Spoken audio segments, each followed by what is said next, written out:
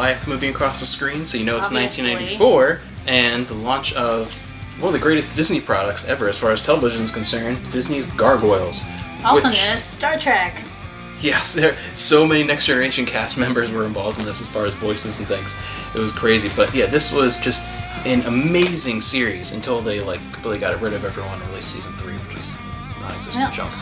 But yeah, but this is incredible, and it felt a lot like the 90s Batman series in so many ways, but so much better. This was so cool. If you've never seen Gargoyles, you need to see this. Don't let it, put you off the fact that it's Disney. It doesn't feel Disney at all. At all. It's dark and brooding and interesting, but still has a lot of that almost Ninja Turtles-esque humor with all the different gargoyles, and it's so good. It's an incredible series that you can appreciate as an adult. It's one of those few that I think translates that you can rewatch as an adult and still really good. And you got those detective urban Parasite Eve vibe. Yeah, it was a really, really good series. Cool. Stefan is a great character in Goliath, but amazing year. Something completely different also on TV. This is also the year that one of the greatest educational shows of all time started, The Magic School Bus. I love educational shows. That's another thing that I remember a lot of in the 90s. I watched a lot of PBS.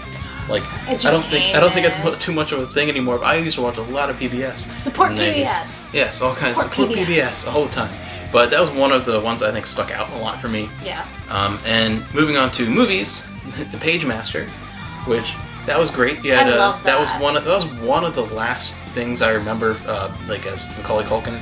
Yeah. Where because live action, it moves into once he goes to a library and he goes into the animated world. And you have all the different people like Whoopi Goldberg and of course Patrick Stewart. Yes, Guinan. Her name is always Guinan. And Patrick Stewart.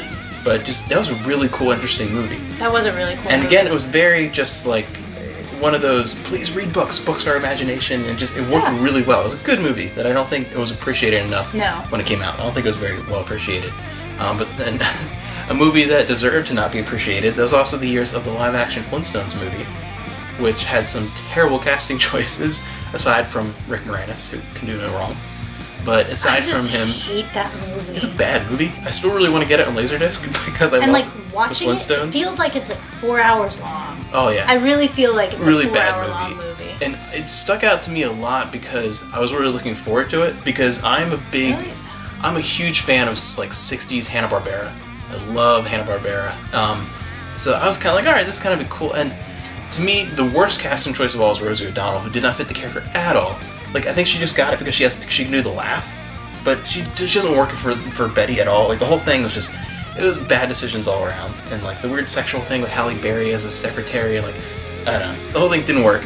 But it's a memorable movie from the time if you grew up with someone who watched the Flintstones reruns and things like that, and it was a big deal at the time. But one that would grow to become the king of VHS. I think it actually officially holds the record as the best-selling VHS of all time. Oh, really? The Lion King.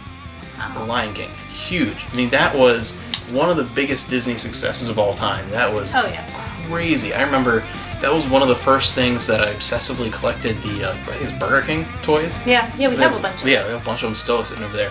But yeah, The Lion King, an absolute Disney classic. Just an incredible movie. And there were more good movies that year too. Star Trek Generations, which this is another one I said in a year before. Check out, I'll link below our video talking about we're listing our favorite Star Trek movies. This is another one that we have in very different places for complete different reasons, because if you are our generation where we grew up watching The Next Generation as it was airing, this was in many ways traumatic. It was extremely traumatic. It's not the best Star Trek movie, but to me it's just...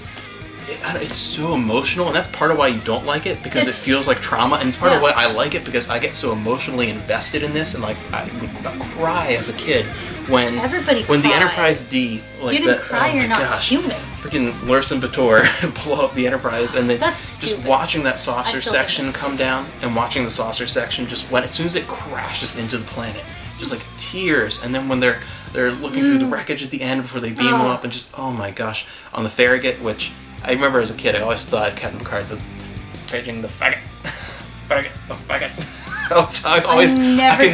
I can never unhear that. But I guess because you're a little boy. I don't. Yeah, probably.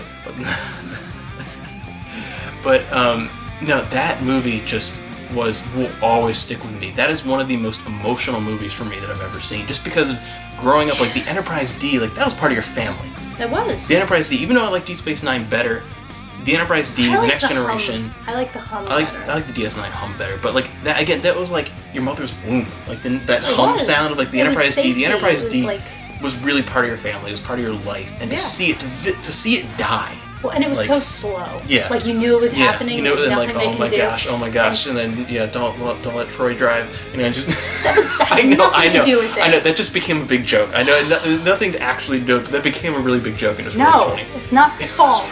There was nothing she could have done. No, it doesn't. But it became a really funny joke. That pissed me off. But oh my gosh, that was just. It was so sad watching that. That is one. I don't want to talk about it. It's just that was one of the defining moments me. of the 90s. Okay, so we'll move on to something a little bit happier, and that is one of your favorite movies of all time, one of my favorite movies of all time, and this, amazing. Stargate started one of our favorite franchises, and VHS in the closet somewhere, but still have the DVD out, and then 2 versions on Laserdisc because this is the regular widescreen edition here. Big old gatefold here. Gatefold. Yes, one of the gatefold. That's perfect. Yeah, just amazing movie. James Spader. Yes, I know you love. Still my heart. To me, then they had to replace him. Yeah, wow. Don't even get me started about the times I met him. But yeah, I have some stories I can tell about certain people that I've met from Stargate. But just the movie itself. I mean, I think what made it so great was that combination of we were the generation that loved like Indiana Jones and the Goonies and the archaeological adventure, and at the same time we were the generation of the Next Generation and like that type of sci-fi, and this was like they had a baby. Yeah, like that was like But like the practical effects and like the armor, I'll never forget. They were so scary, and you had the helmets and it was beautiful, and I love the casting choices. And this is one of the greatest examples of all time, if not the greatest of all time, of a movie transforming into a TV series, and working perfectly, because it spawned one of the greatest franchises ever. That is better than the TV series. I don't never think that. I remember being so upset that he wasn't allergic to the gate anymore. I know. There were first couple seasons of SG-1 are definitely the best seasons of SG-1, but to me, Atlantis Atlantis is amazing. I'm warming up to that. And the universe didn't happen. So it's not even canon. And one that I know, you don't know anything about, but this is a personal thing for me. Again, keeping this list personal. Marathon was released on the Mac by Bungie. Bungie company they turned into the Halo company, and then they separated and became the Destiny company. Before that, they were actually a good company. And they made good games. And one of the first ones that I remember playing, because I grew up more with the Power Mac, and then we had a DOS PC that was underpowered very quickly, so I just kept that Power Mac alive for 10 years by upgrading RAM and different things. But Marathon was a great first-person shooter that I have very fond memories from, and that started I had a late 90s obsession with Bungie and Blizzard. That was those were my 2 companies, and this was kind of the beginning of that in '94. And the last thing for this year is a movie that is just my favorite martial arts movie of all time. Drunken Master 2, released here most times as Legend of the Drunken Master, I think most releases, but Drunken Master 2 is my absolute favorite martial arts movie of all time. I absolutely love it. My 2 favorite fight scenes in movies, period, martial arts or otherwise, are both in this movie. So incredible. And then, for TV, we had the premiere of something that, again, created so much of what came after it, you could say Buffy and everything, much of that, Jack of all trades, everything. So much TV came because of this. Yes. And this was the person, as a child, this is the person I wanted to be. I wanted to be Kevin. Good. You be him. Now I don't. Good. He's such a douche. But when I was a kid, I wanted to be Kevin Sorbo. I dressed up as Hercules for Halloween. Hercules: The Legendary Journeys.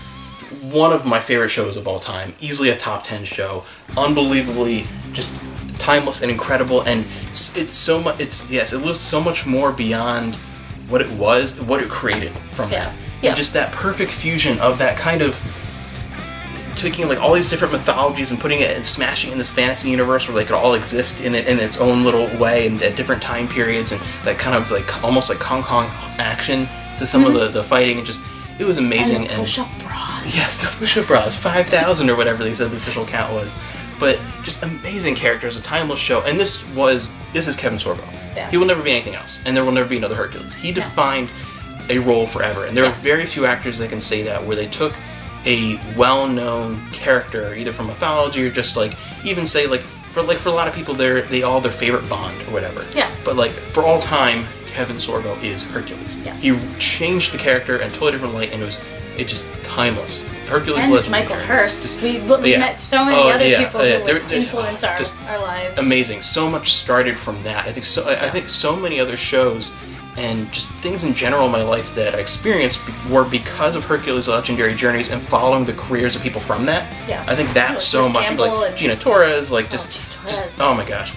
Yeah. But it got me into so many different things. Hercules Legendary Journeys, and I don't know for you because you were always into mythology and things like, but like Hercules, that's what started it for me. Oh, like, no, I started before. And for me, like Hercules Legendary Journeys, I went out and got Edith Hamilton's like mythology. That's one of these good like starter things, and like, but like that's what got me into that. But Hercules Legendary Journeys, just incredible. Starting those TV movies and then moving in, and then no, it was phenomenal. Yeah. Until Xena came in. The creation, the creation of Xena, then just like just amazing. The Amazons. Yeah, this one of those shows I can never get tired of watching, ever. Like I don't think I'll ever stop watching Hercules. Just absolutely remarkable. And I think that's officially it for 1994. Let us know what you remember from that year, and next time we'll move on to 1995.